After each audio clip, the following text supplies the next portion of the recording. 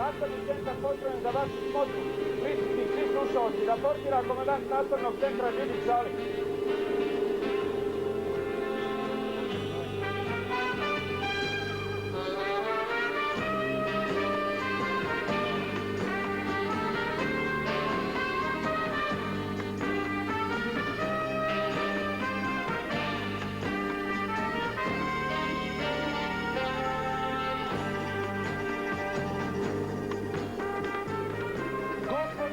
Vojnici i starešine, pozdrav domovini!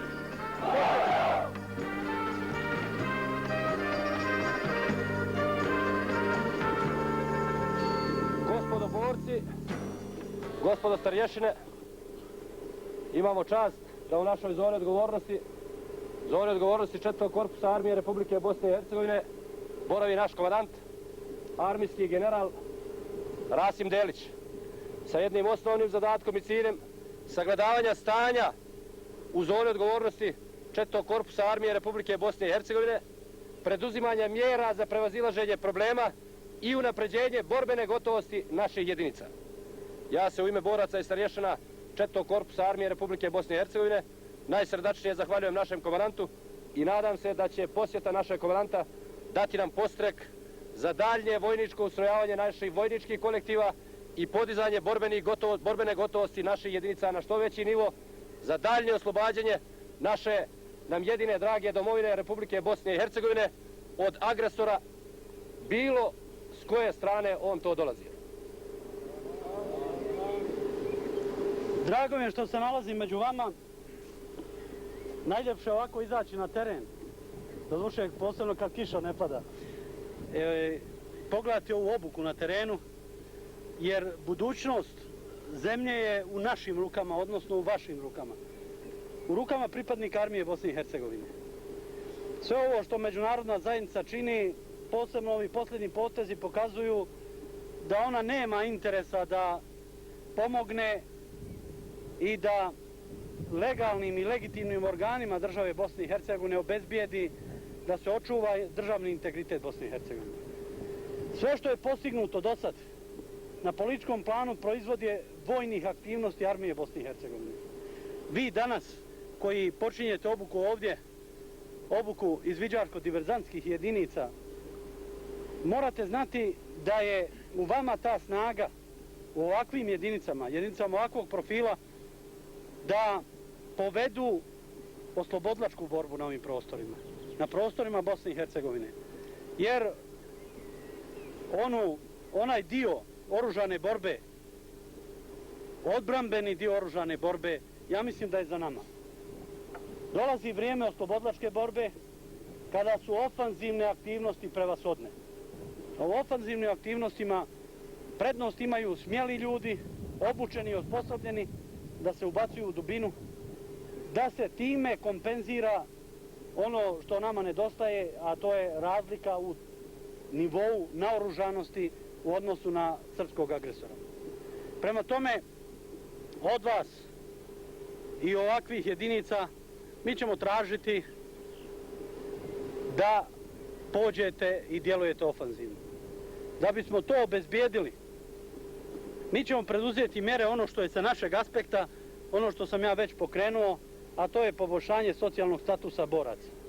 Ja očekujem da će i naredna Skupština Bosne i Hercegovine, posebno Vlada Bosne i Hercegovine, preduzeti mjere u duhu onoga što je štab Vrhovne komande tražio da se preduzme za borce danas i za status boraca posle rata.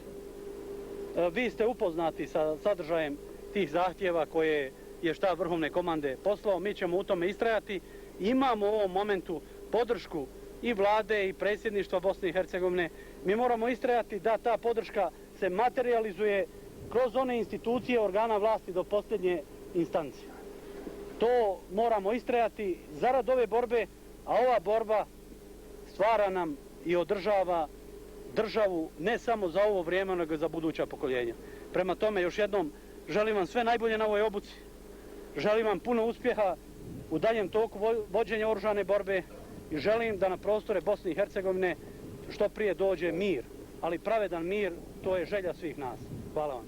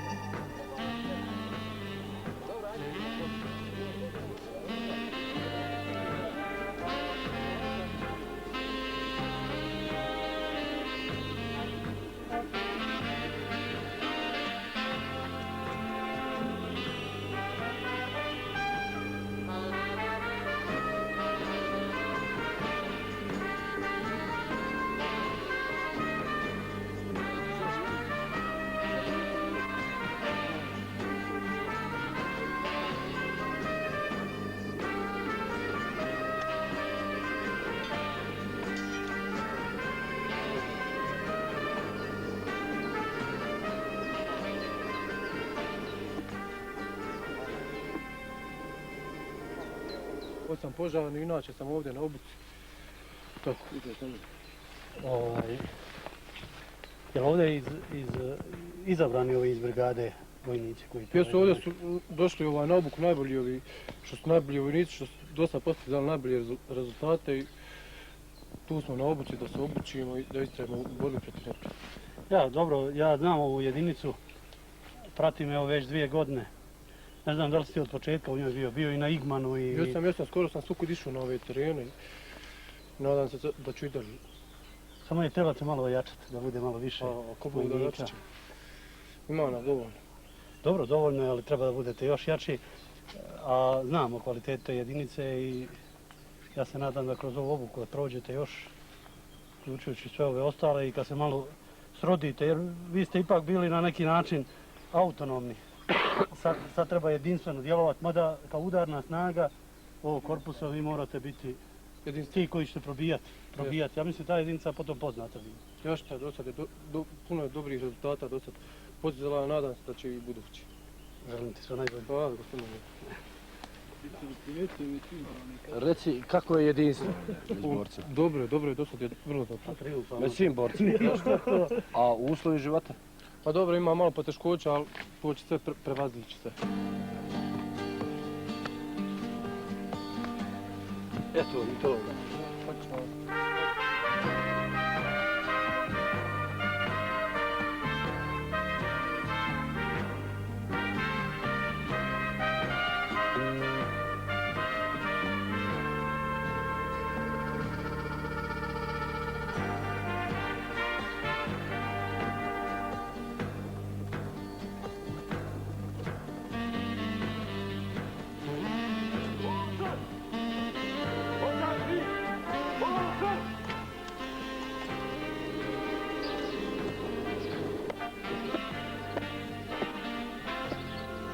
Gospodine general, jedinstva vojne policije postavljeno vaš počast. Počira komandant Nusret Šahić.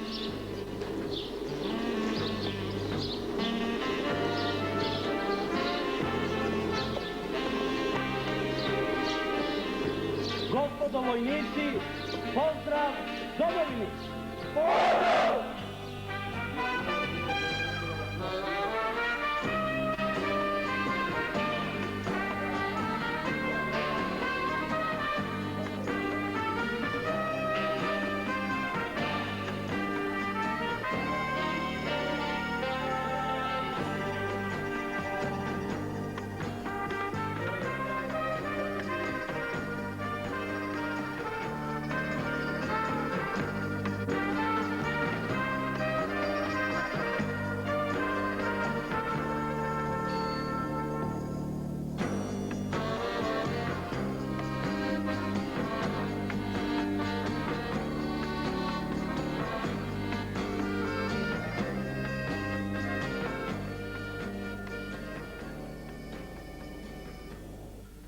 Nalazimo se trenutno na jednom od položaja i sastava jedinica 4. korpusa armije Republike Bosne i Hercegovine, na prednjem kraju jedne od naše brigade. Evo, kao što vidite, pravo ispred nas, nedaleko vazdušne linije, negdje oko 400 metara, su četnički položaj.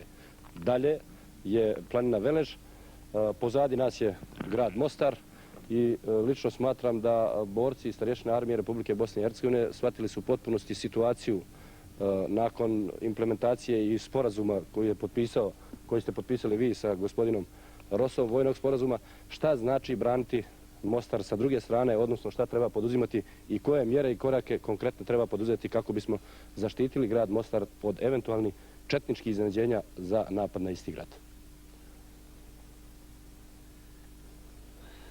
Dobro. Uglavnom ovdje je uređen sistem odbrane, normalno tu još posla ima dosta. To treba raditi još, posebno uvezivanje ovog uređenog sistema odbrane, ali eto, treba nastojati, evo, komandant je dobio zadatke brigade da to radi. Ne smije dozvoliti iznenađenje, to je osnovno, i ne smije biti opuštanja na ovim linijama, jer ovo su linije odbrane grada i tu ne smije biti opuštanja. Ovdje su borci jedne od slavnih brigada, ne kaže se džaba slavna, 41. motorizirana slavna, koja je imala itekako ratnog iskustva i sa jednim i sa drugim agresorom i lično smatram da su u potpunosti shvatili zadatak kao i iz ovoga što vidimo. Komandant brigade i borci su pristupili realizaciji dati zadatak od strane komande korpusa i ja sam siguran da će oni to ispoštovati. Dobro, mi idemo dalje.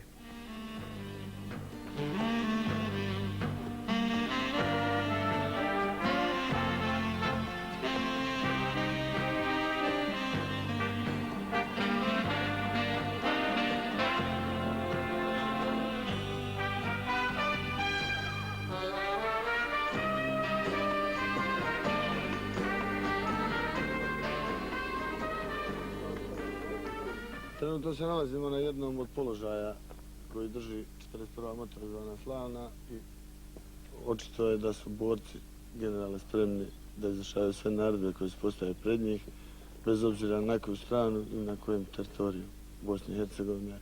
Evo ja to govorim i pred njima, nije ovo samo moja kao komandanta, nego sigurno i njihova i tako će biti dok ne očistimo ovu teritoriju našu. Ali sigurno da su motivisani prije svega da oni koji su protjerani se vrate tamo odakle su protjerani. Pa jesu, mi sad, evo ovdje nedaleko od nas se već nalaze sela naših boraca koji su, kuće naših boraca koji se trenutno nalaze u brigadi. Trenutno imamo jedan čitav bataljon sa ovog područja koje je neposredno ovdje pred nama, koji je trenutno nalazi pod kontrolom srpskog crnogorskog agresora. Prvi oni su spremni tu do svojih kuća, pa onda svi s njima. Dobro, ostaje da krećemo. Samo naredite i idemo dalje. Dobro, u redu.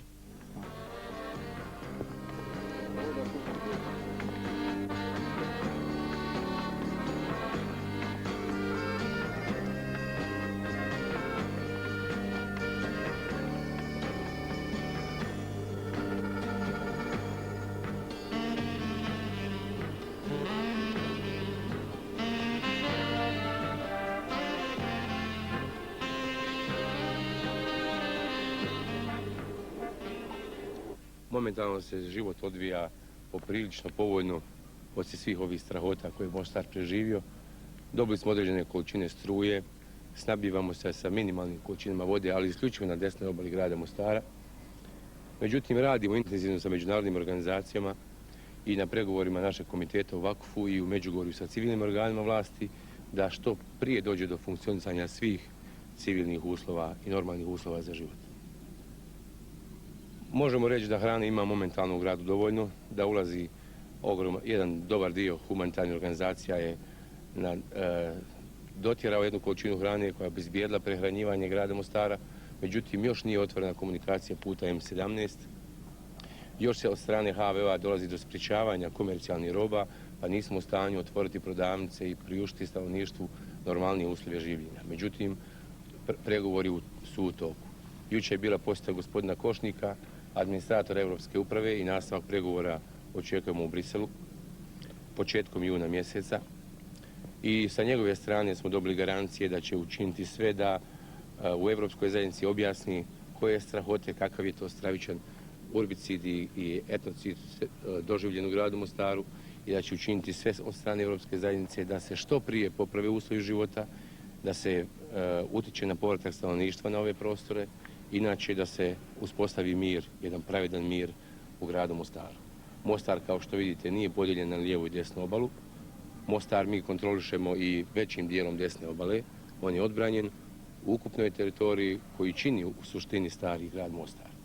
Mislim da imamo odbranjen kapital naše države Bosne i Hercegovine, da uredimo odnose zajedno sa hrvatskom stranom i da u Mostaru potvrdimo sva temeljna načela federacije koja je potpisana. I sa naše strane će biti ispoštovani svi stavovi štaba Vrhovne komande, vlade i predsjedništva države Bosne i Hercegovine. Ovdje je pitanje smještaja ljudi, ovih izbjeglica sa ovih drugih terena. Da li je recimo Košnik i obećao nešto će u tom pogledu raditi? Ne samo Košnik, tu su i druge humanitarne organizacije u svojim dolascima u Mostar obećavale određena kontejnerske smještaje i već smo radili u tom pravcu neke stvari, međutim sve se to sporo odvija i stanovništvo grada Mostara, odnosno stanovništvo koje živi u gradu Mostaru, a to je, da kažemo, definitivno cijela Hercegovina, od Režnice do Blagaja. Mi dalje nemamo slobodne teritorije i tu se slilo stanovništvo Stoca, Čapljine, Bileće, Nevesinja, Gacka, Mostar čini Hercegovina i to je jedna baza iz koje će se Bošnjaci, muslimani Hercegovine vraćati svojim kućama. Nadamo se da će se vraćati političkim metodama, a s obzirom kako se spremamo i kako imamo vojsku i šta radimo u ovom periodu, mi smo se spremni vraćati svim metodama, ali ćemo se sigurno vratiti.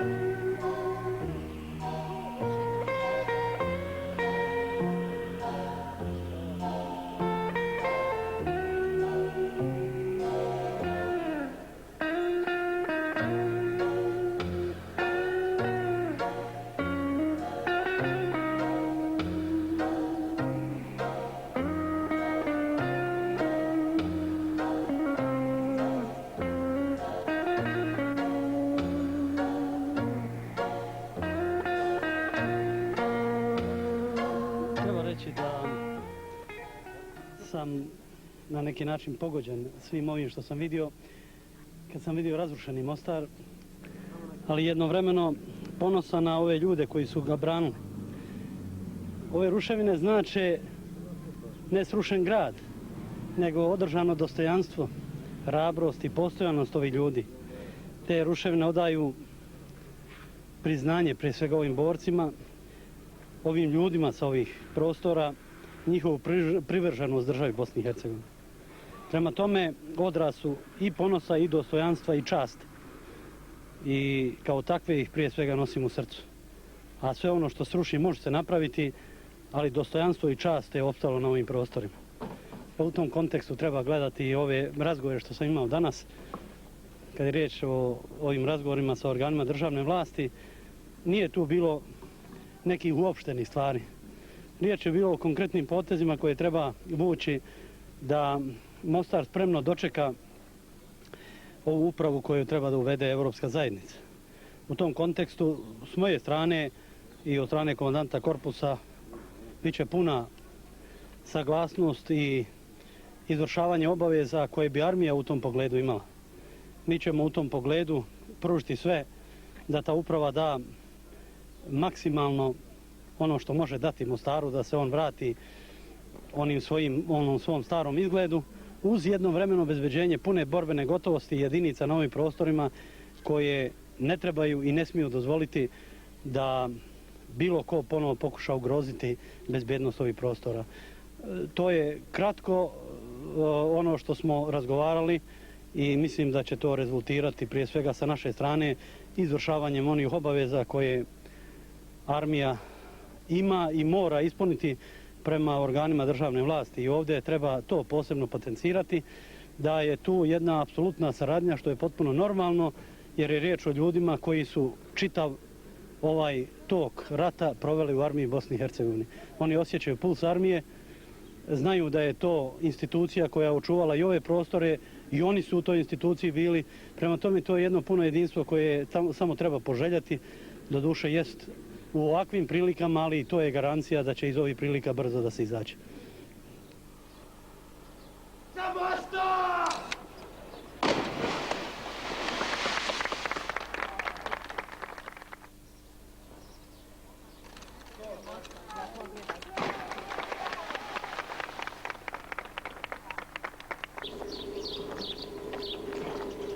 Gospodo vojnici, pozdrav domovini!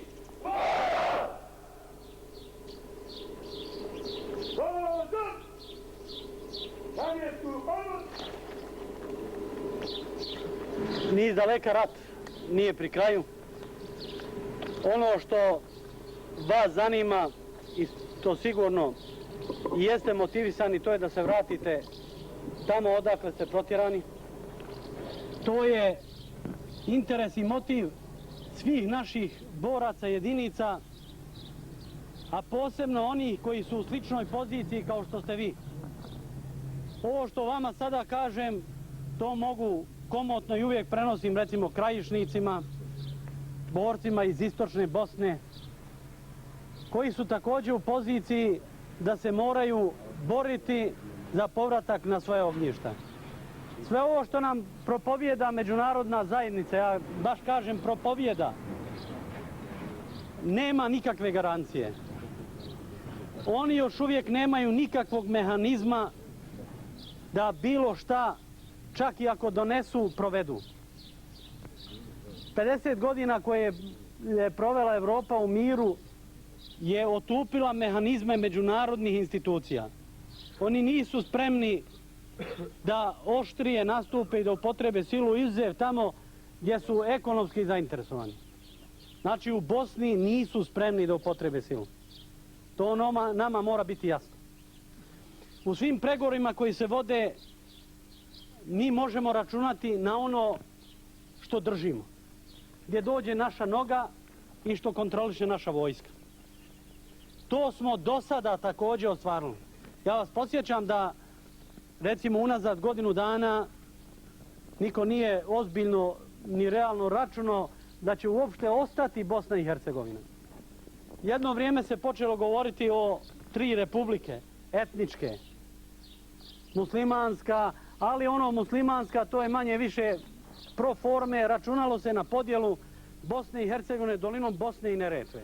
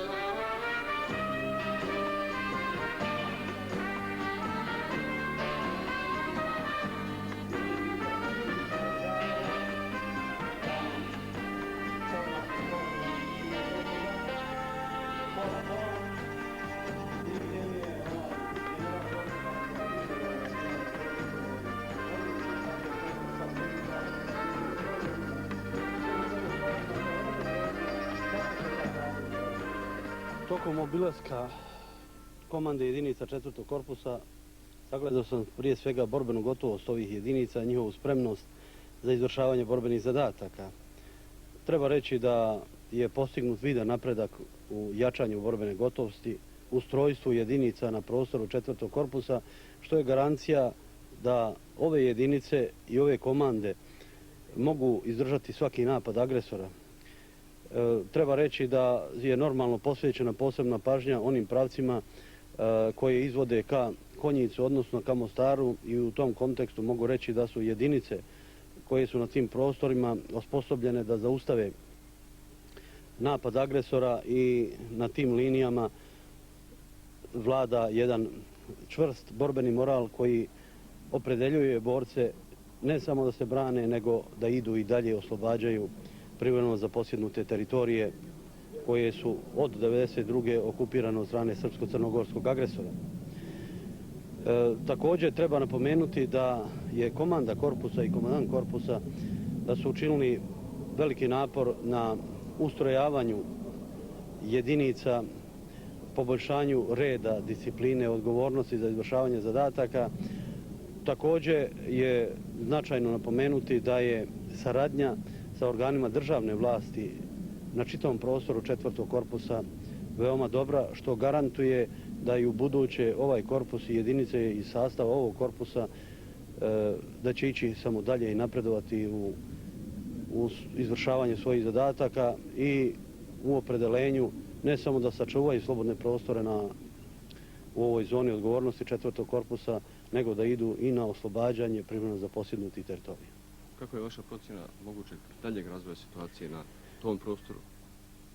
I pored toga što je očigledno da srpsko-crnogorski agresor nije odustao od dijela teritorije koju je zamislio da bi trebalo da bude pod njegovom kontrolom. Prije svega, kad je riječ o Ivansedlu, Konjicu, presjecanju praktično puta od mora ka Sarajevu i centralnoj Bosni, treba reći da su jedinice 4. korpusa spremne da odbiju eventualno takav agresorski napad. To se odnosi također na jedinice na području Mostara koje su spremne da odbrane slobodnu teritoriju Mostara i koje su motivisane, ukoliko to bude potrebno se radi vojnički, da idu dalje i da oslobađaju sva ona područja koja su okupirana tokom 1992. godine.